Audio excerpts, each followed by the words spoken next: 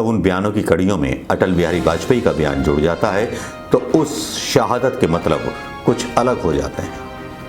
जिस तरह से कभी इंदिरा गांधी ने एक बयान दिया था उड़ीसा की सभा में, जिसमें कहा था मेरा खून का एक एक कतरा इस देश के काम आएगा। आज वही मोदी जी टेक्निकल या डिजिटल कहीं से नहीं दिखाई देते, महंगाई पर नहीं बोलते हैं, वो केवल सारा दोष देश की तरक्की ना होने का जनता पर मढ़ देते हैं।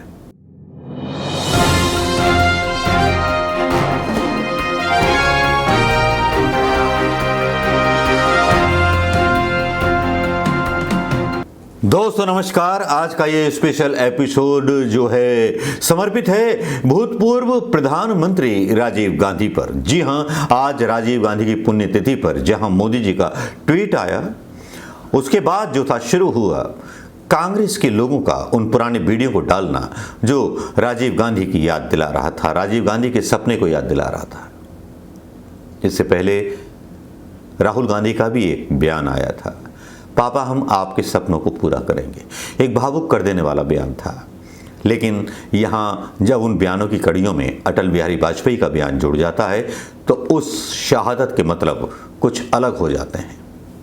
जिस तरह से कभी इंदिरा गांधी ने एक बयान दिया था उड़ीसा की सभा में, जिसमें कहा था मेरा खून का एक एक कतरा इस देश के काम आएगा।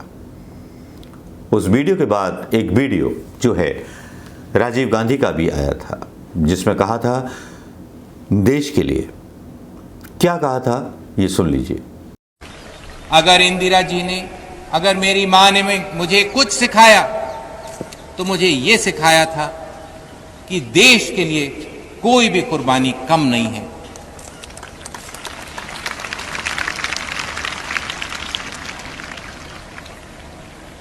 चाहे कैसी भी कुर्बानी का सामना करना पड़े, चाहे कैसी भी मुश्किलों का सामना करना पड़े, चाहे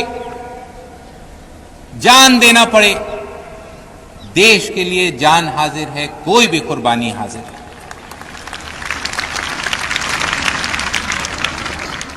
ये वीडियो आपने सुन लिया होगा। इस वीडियो के बाद जो था अटल बिहारी वाजपेयी जी का एक वीडियो और सुन लीजिए कि जब अटल बिहारी वाजपेयी को किडनी की बीमारी हुई थी तब वो अपने शब्दों में किस तरह बता रहे हैं। ये सबूतों के साथ है।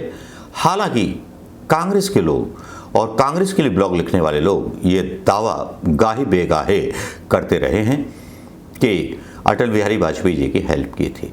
ये थी वो राजीव गांधी की वो बात जो आज भी सबको याद आती है। राजीव गांधी का वो अंदाज सबको याद आता है। सुनिए अटल बिहारी वाजपेयी ने क्या कहा था। I developed kidney ailment. Doctors advised me to go to the United States for further investigation and treatment. Difficult for me to make financial arrangements. Somehow Rajiv ji came to know about that. He called me. He decided to include me in the delegation to the United Nations. I became a full-fledged member. All medical expenses were paid by the government. I came back fully recovered.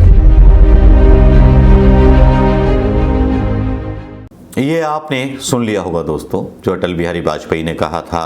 और अटल बिहारी वाजपेयी के साथ राजनीतिक परिस्थितियां दूसरी कही जा सकती हैं, लेकिन जिस तरह से अटल बिहारी वाजपेयी प्रेज कर रहे हैं या क्या कह रहे हैं मुझे समझ में नहीं आया। उनको क्यों बोलना पड़ा राजीव गांधी की तारीफ में, मैं आज तक समझने की कोशिश कर रहा हूं कि जिस राजीव गांधी ने इनके प्रधानमंत्री मोदी के गुरु की जान बचाई, आज उसी गांधी परिवार को किस कदर बदनाम करने की कोशिश की जाती है।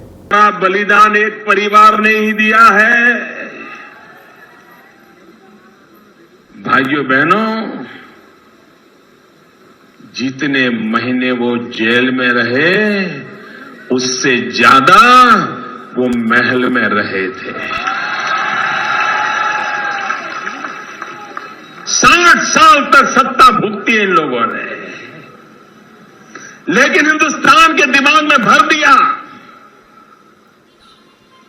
प्रचार, भरपूर प्रचार करके भर दिया कि जैसे देश को आजादी सिर्फ उस एक परिवार ने दिलाई थी। उस राजीव गांधी के बेटे, बेटी और बहू को जर्सी गाय, बछड़ा और पता नहीं क्या क्या बोला जाता है। और ये वही मोदी जी हैं जो कभी सीबीआई के खिलाफ बोलते थे। उनका भी ये बयान सुन लीजिए। ये बयान सुनने के बाद आप बताइए कि आज की डेट में जिस तरह की बात सीबीआई के बारे में कर रहे हैं प्रधानमंत्री मोदी जी, क्या कांग्रेस ने कभी इन चीज़ों को किया?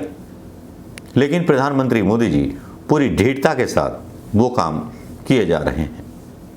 बात राजीव गांधी की थी, राजीव गांधी जी को नमन करने की थी। और राजीव गांधी को जब हम नमन करते हैं तो उन्होंने एक नए हिंदुस्तान का सपना दिखाया था। उन्होंने इस कंप्यूटर युग में आज जो पहुंचाया, हम जहां बैठे हैं, वो उनका योगदान था, उनकी चलाई हुई योजनाएं थी। मोदी जी ने केवल आकर के बने बनाए घर को बर्बाद करने और बेचने का काम किया। बड़े बड़ी बातें बोलने वाले और बड़ी बड़ी बात कहने वाले अक्सर कामयाब नहीं हो पाते। वो केवल अपना मेकअप कराने में व्यस्त हो जाते हैं। एक राजीव गांधी थे जो बयान देते थे कि देश पर कुर्बान हो जाएंगे, लेकिन प्रधानमंत्री मोदी जी तो अपनी तस्वीर बनाने में, अपने आप को अमर बनाने में जुट गए।